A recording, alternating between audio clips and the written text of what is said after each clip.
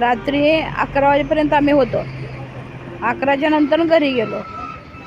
मग उशीर झाला होता काल, पण आम्ही लवकरच बंद करत असतो, 9ला 10ला बंद करत असतो. पण काल आमची सुनबाई तिकडे गेल्यामुळं अवंतीनगरला ते लसूण आणि कांदा विकायला जाते तिनं, त्याच्यामुळं जरा उशीर झाला. मग रात्री आम्हाला 11 वाजल्या.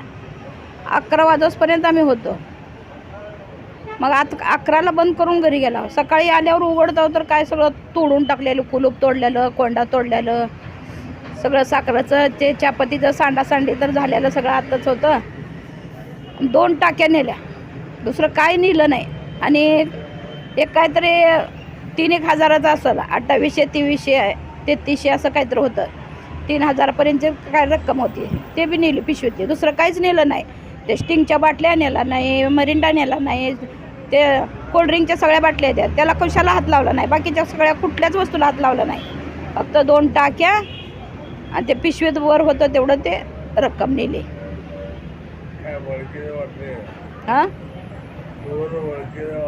नाही असं आता मग कुणावर संशय घ्यायचा हो आपण? हां तसं कुणावर आपल्यावर दुश्मनीच नाही की आपली कुणाशी, ते कुणावर संशय घ्यावा आपण?